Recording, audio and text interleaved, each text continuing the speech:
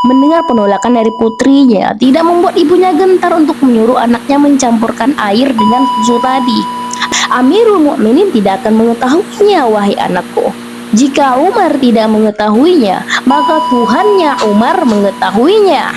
Aku tidak akan melaksanakannya selama hal tersebut telah dilarang. Assalamualaikum warahmatullahi wabarakatuh. Selamat datang di Siska Api Channel, di mana segala kisah, segala fakta, semuanya akan aku ungkap hanya di channel ini. So, jangan lupa untuk subscribe, like, dan tekan tanda loncengnya agar kalian tidak ketinggalan segala kisah-kisah menarik lainnya dari aku. Oke, langsung aja check this out.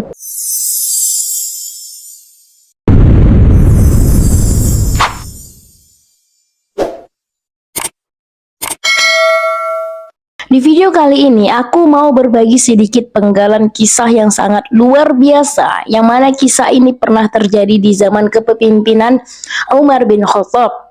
Oke, kisah ini ialah kisah Umar bin Khattab dengan seorang penjual susu. Mungkin sebagian dari kalian udah pernah nih, udah familiar bahkan ya mendengar kisah ini. So, aku tetap akan membagikan kalian kisah ini agar juga bisa menjadi pelajar untuk aku khususnya dan untuk kalian pada umum ya. Oke, langsung aja check this out. Nah, kisah ini diawali saat Umar bin Khattab radhiyallahu anhu pada masa kekuasaannya memberikan peraturan untuk melarang agar pedagang susu tidak mencampur susu dengan air. Jadi pada saat itu kan orang tengah melakukan tengah marak gitu ya, melakukan penipuan dalam perdagangan, yaitu dengan mencampur air susu dengan air biar dagangannya itu tampak lebih banyak gitu, sehingga menguntungkan si pedagang tapi merugikan pembelinya. Makanya Umar melarang hal tersebut untuk dilakukan. Nah, suatu malam sobat, Umar bin Khattab radhiyallahu anhu pergilah tuh mengelilingi kota Madinah. Kemudian beliau radhiyallahu anhu bersandar di sebuah dinding untuk beristirahat lah dulu kan ya, karena lelah. Nah, ternyata sobat, tak jauh dari tempat istirahat Umar ini, ada seorang wanita sedang berpesan kepada putrinya untuk mencampur susu dengan air. Dan dialog antara ibu dan anak ini tak luput dari pendengaran Umar bin Khattab radhiyallahu anhu sobat. Dialognya itu kira-kira seperti ini.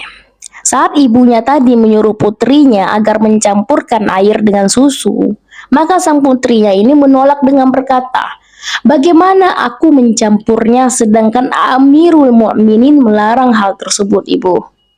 Mendengar penolakan dari putrinya tidak membuat ibunya gentar untuk menyuruh anaknya mencampurkan air dengan susu tadi. Lagi-lagi ibunya berkata, "Amirul Mukminin tidak akan mengetahuinya, wahai anakku.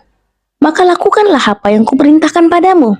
Maka sang anak ini menjawab lagi nih sobat, "Jika Umar tidak mengetahuinya, maka Tuhannya Umar mengetahuinya. Aku tidak akan melaksanakannya selama hal tersebut telah dilarang." Nah sobat, ucapan sang anak perempuan tersebut sangat berkesan di hati Umar bin Khattab radhiyallahu anhu.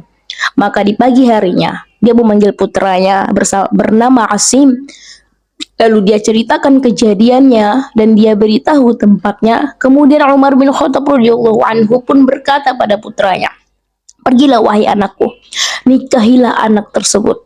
Maka akhirnya Asim menikahi putri tersebut, dan dari perkawinan inilah lahir Abdul Aziz bin Marwan bin Hakam. Kemudian darinya pula lahir Umar bin Abdul Aziz. Nah sobat, itulah dia kisah yang sangat menginspirasi kita sebagai muslim dan muslimah dalam ketaatan meskipun tanpa ada manusia yang melihat. Taat dalam kesendirian di mana kita yakin bahwa Allah senantiasa mengawasi kita. Betapa banyak memang dari kita ya sebagai manusia, dikala sendiri kita senantiasa bermaksiat ya enggak? Tapi dikala keramaian orang, banyak dari kita yang malu untuk melakukan maksiat. Kenapa kita tidak seperti ini saja? Dikala kita sendiri, seharusnya kita semakin taat pada Allah saat kita hanya berdua saja kepada Allah gitu, dengan Allah gitu. Nah, orang yang seperti itulah yang dari sekian banyak orang hanya sedikit yang mampu seperti itu. Dan semoga saya dan Anda juga sobat termasuk orang yang bisa taat kepada Allah dimanapun dan kapanpun, baik di tengah keramaian maupun di tempat yang sepi. Tak ada siapapun kecuali Allah yang senantiasa menyaksikan kita, mengawasi kita. Nah, ada beberapa pelajaran yang dapat kita ambil dari kisah ini, sobat. Di antaranya ialah kesungguhan kalangan salaf atau orang-orang terdahulu dalam mendidik anak-anak mereka.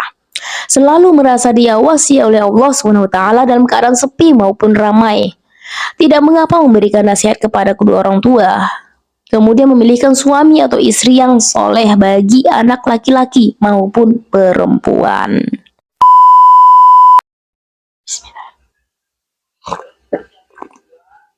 Baik sobat, cukup sampai di sini video kali ini. Gimana menurut kalian sobat? Komen di bawah ya. Aku juga pengen denger gimana tanggapan kalian mengenai kisah menarik ini. Seperti biasa, aku akhiri. Assalamualaikum warahmatullahi wabarakatuh. Insya Allah sampai jumpa lagi di minggu selanjutnya dengan kisah-kisah menarik lainnya, info dan fakta unik atau menarik yang akan aku sajikan lagi di minggu selanjutnya insya Allah.